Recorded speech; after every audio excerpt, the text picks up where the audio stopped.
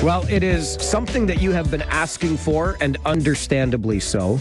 And I'm very pleased to be able to call on a friend to provide this perspective that you have been asking for. Joined in studio this morning by Shawky Fahel, a Palestinian Canadian, founder of JG Group of Companies, and principal donor of the Foundation for Palestinian Studies at the University of Waterloo. My friend, good morning. Thank you for being here. Good morning to you, Mike. Thank you for having me. Let's talk about what is unfolding right now in Gaza. There is a humanitarian crisis by any stretch of the imagination. And maybe before we get into what's unfolding now and perhaps some connections you have to people there who are affected, what is your response to the incident, the attack by Hamas on October the 7th that began all of this? Mike, we really were very horrified by the vicious Hamas attack, and it's stunning inhumanity. But as Palestinians, we're also very, very horrified as to consequences and what's really happening and what's going on right now as we speak on the ground. So two wrongs don't make a right. I think this viciousness must stop. This horrendous genocide, must stop. What's going on right now, there's grappling about having a humanitarian pause so they can allow medical equipment, medical necessities that are needed. Almost 17 hospitals in Gaza have shut down. They're running out of fuel. They're running out of food. UNRWA used to distribute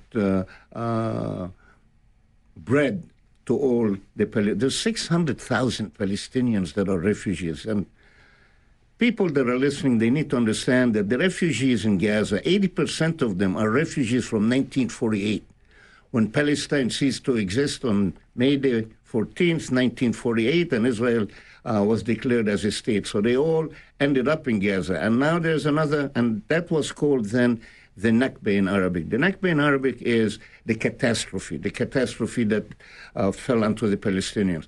And now it seems like there's another Nakba is happening, But not as a Palestinian, okay, as a humanist. When I look at what's happening, how many children, Palestinian Gazan children, have to be killed so the Israelis can really save their children? How do you judge the proportionality of what's happening? I really pray, like many other people, and hope that there will be a ceasefire, even though it doesn't look like it. They're grappling about a humanitarian pause. A humanitarian pause, Mike, it means it's a very limited time, it's a limited area, a limited amount of tracks that they'll allow for a limited period of time. Whereas as a ceasefire, it's a complete ceasefire, halting of everything for the whole area. So we're hoping that there's a United Nations resolution that's being tabled this morning. I am not sure it is going to pass, because the Americans are the ones that are tabling it. They vetoed last week, Tuesday, Brazil tabled the resolution, but in the resolution they did not add Israel has the right to defend itself, so the Americans vetoed that, unfortunately. So I'm not sure what's going on at the United Nations today, aside from the fact that there's a huge kerfuffle between Guterres, who is the United Nations chief, and between the Israelis. The Israelis sent a message today, we are going to teach the UN a lesson, actually, for what he said yesterday. You co-authored an op-ed in the Globe and Mail last week, Shawky, and you called on Canada to do more, saying that this country could help to end this humanitarian crisis. What would you like to see more of from Canada? Mike, I have been working to try to help the situation for almost 50 years. I have reached out to Jewish groups. I have brought different groups together.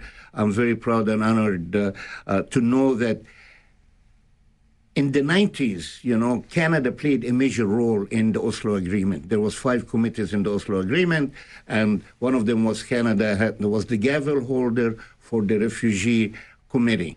And I was very proud and honored to have been working with the Canadian Representative Office, David Vivish, our former ambassador there. And we played a major role. Canada was the most respected country by far, Mike, by far, after the Belgian countries,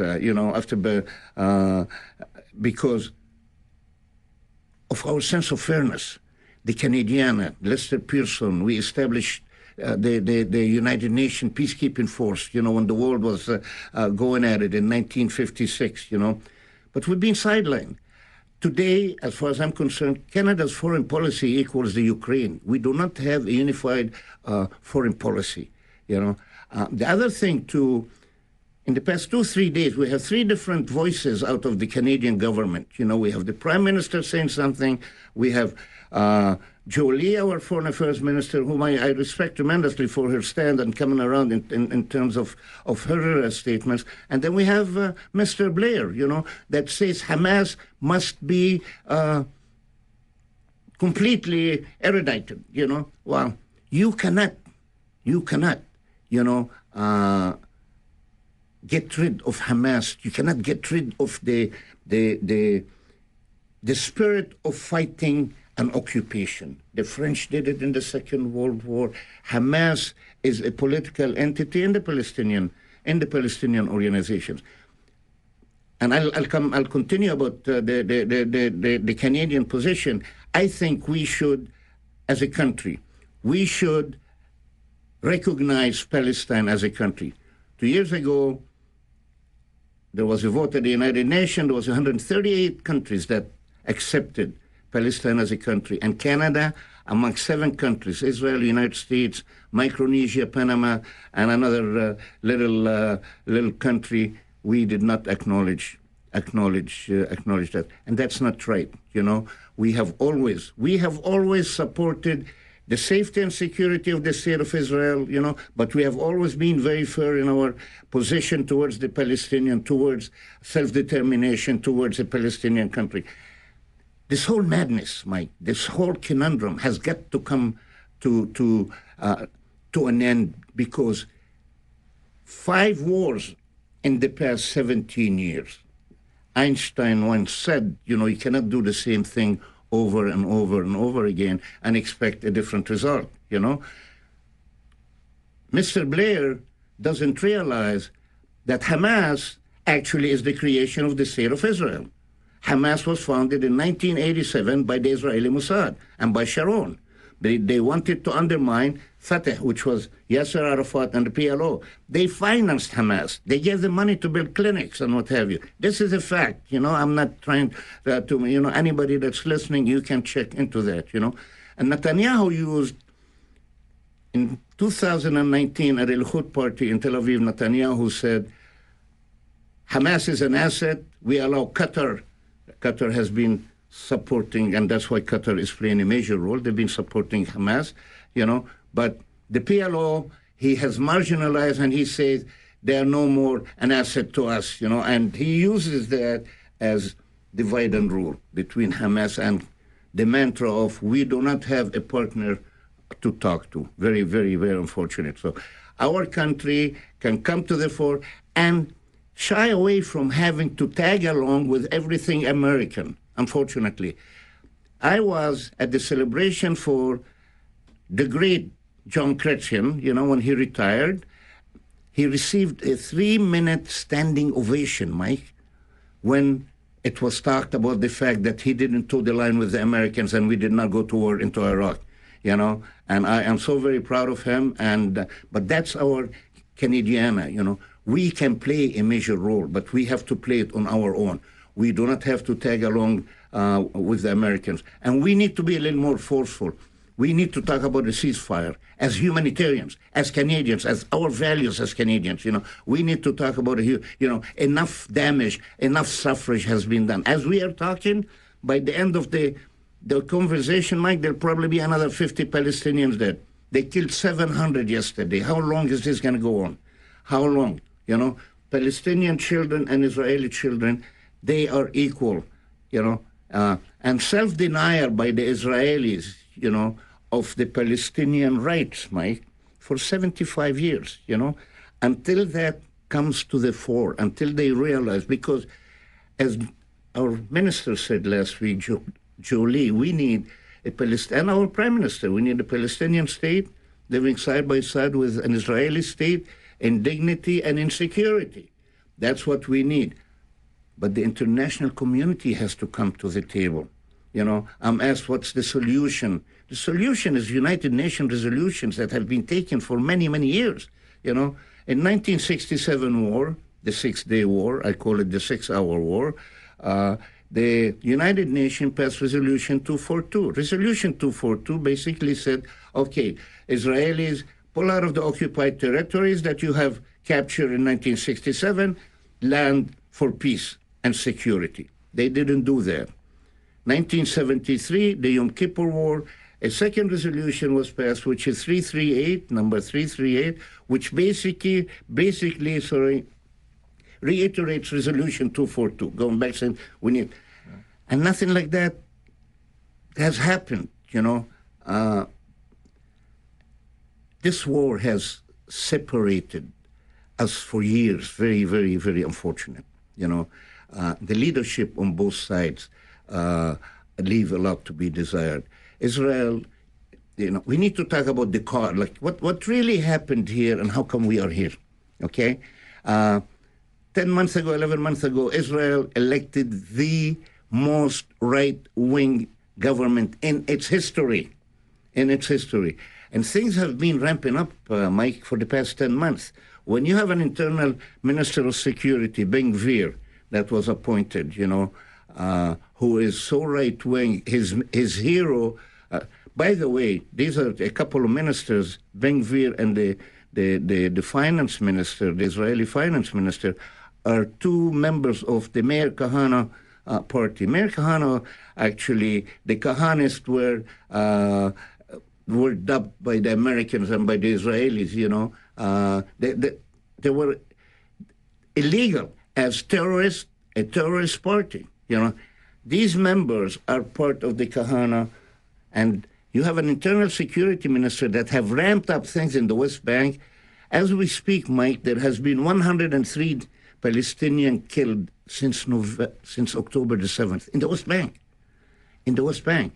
There is daily killing, there is daily uprooting of olive trees, there is daily home demolitions, there is daily home burning and car burning, daily attacks on the Al-Aqsa Mosque, by the settlers, propped up by the IDF, by the Israeli Defense Forces, and this cycle has to stop. It has to stop. It is not, and there will not be a military solution to the Middle East. Absolutely. We need to have a political solution. The political negotiations have been dead for 14 years. 14 years. We had the Oslo Agreement, and all Israel had to do in the Oslo Agreement is fall out of the occupied territories. 1993.